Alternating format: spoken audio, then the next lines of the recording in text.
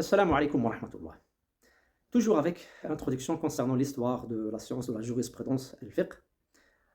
On a fini dans la vidéo précédente par évoquer les quatre grandes écoles, ou bien les quatre grands imams, fondateurs des quatre grandes écoles qui existent jusqu'à nos jours, en évoquant aussi qu'il y a eu d'autres écoles, ou bien d'autres savants, qui n'étaient pas moins doués que les quatre précités, mais la différence entre les quatre et les autres, c'est que les quatre, leur madahib, leur doctrine, si on peut dire, ou bien leur fiqh, leur science, a été transmise. C'est-à-dire, il y a eu la relève.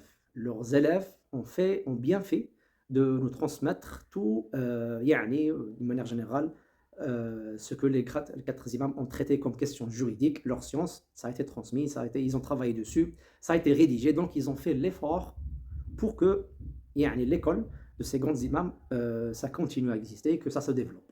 Contrairement aux autres imams, leur madhab a pratiquement disparu. C'est-à-dire qu'il y a certains, bien sûr, on peut trouver certains avis qui ont été rapportés dans les livres de hadith, kutub al-ahadith ou al-athar, les livres qui nous transmettent, que ce soit les hadiths du prophète sallallahu alayhi wa sallam ou les récits des sahaba, ou bien aussi des tabi'in ou de certains grands imams avec des chaînes de transmission. On peut trouver des jugements juridiques, mais c'est pas. C'est-à-dire qu'il n'y a pas eu cette relève, il n'y a pas eu cette opportunité qu'Allah subhanahu wa ta'ala a accordée aux quatre grands imams, dans le sens où il y a eu les élèves de ceux-ci, des quatre grands imams, donc ils ont fait le bon travail de rédiger, de transmettre ce qu'ils ont reçu de la part de ces imams. D'où il y a ce qu'on appelle ces grandes écoles qui ont apparu et qui se sont propagées dans des régions diverses du monde musulman. Voilà, d'où on a le madhab al-Hanafi, le madhab al-Maliki, le madhab al-Shafi'i, le madhab al-Hanbali.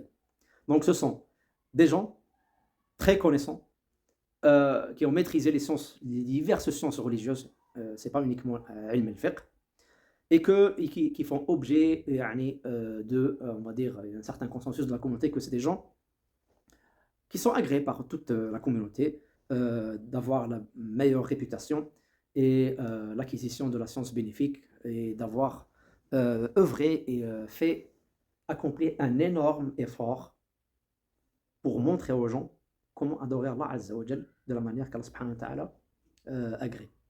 C'est-à-dire, ils ont montré aux gens comment adorer Allah subhanahu wa ta'ala, comment réaliser al-ubudiyya, la servitude à Allah subhanahu wa ta'ala. Rahimahumullah wa jazahum an al-muslimin khayr al-jaza.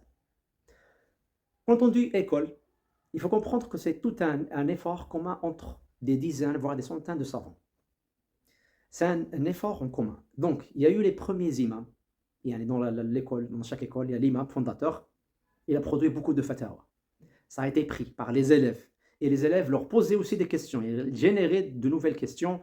Ils posaient des questions sur des contextes, de nouveaux contextes, etc. Puis l'imam, il donne ses réponses. Les élèves vont rassembler tout ce qui a été dit par l'imam, etc. Compiler ceci, le trier, privilégier certains avis par rapport à d'autres, car le même imam peut avoir plusieurs avis concernant la même question. C'est normal. Donc ils vont compiler tout ceci, ils vont l'expliquer, ils vont eux aussi prendre le relais et faire l'effort juridique pour répondre aux nouvelles questions qui vont venir en se basant sur les bases et les règles qu'adoptait leur imam. Chaque imam, parmi les quatre grands imams, il a ses propres règles. Donc il y a des règles, des sources, des bases qui sont communes entre les quatre et certains qui sont relatives à un tel ou un tel parmi les quatre grands imams. Voilà, donc ce qui se passe, c'est que les élèves ils vont utiliser les mêmes bases, les mêmes règles pour continuer à faire l'effort juridique et extraire à partir des textes, ou à partir des sources utilisées dans le madhab, dans l'école juridique en question, pour extraire les jugements juridiques concernant de nouvelles questions d'une manière correcte.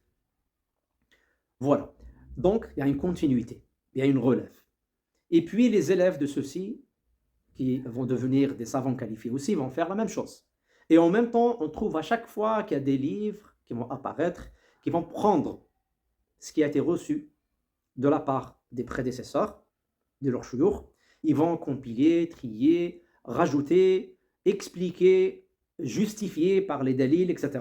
Voilà, donc ça continue et ça continue et ça continue. Voilà, à travers des siècles.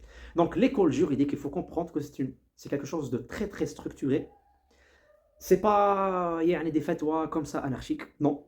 C'est un travail commun entre un grand nombre de savants au fil du temps, ils ont employé énormément d'efforts juridiques pour qu'on arrive à avoir les supports, les livres, يعني qui sont devenus assez mûrs et clairs et qui nous donnent des réponses claires, justifiées avec des dalils, et cetera, par rapport à énormément de questions juridiques, des milliers, des dizaines de milliers, voire même, et c'est réel, des centaines de milliers de questions juridiques abordées.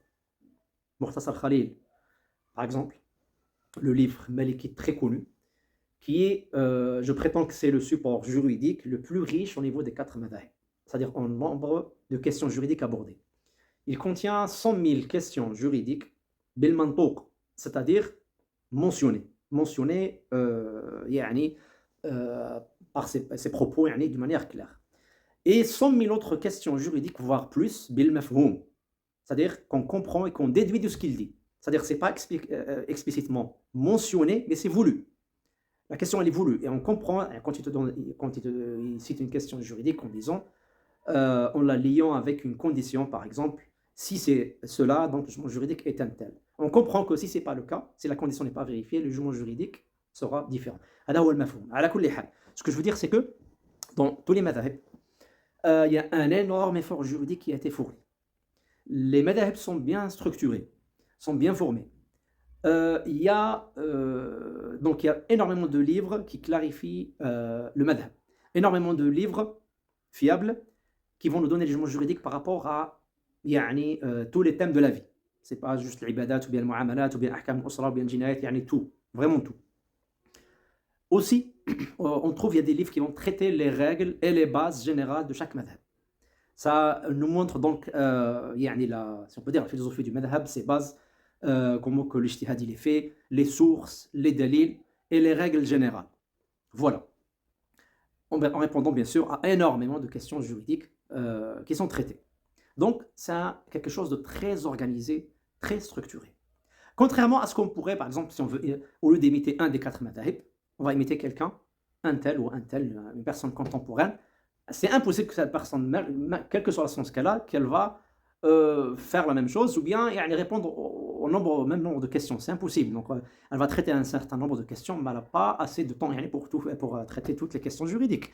Je vous dis, contrairement au madhab, où il y a une accumulation d'efforts à travers un grand nombre de savants. On continuera, Inch'Allah Ta'ala, dans la prochaine vidéo, bid'illah.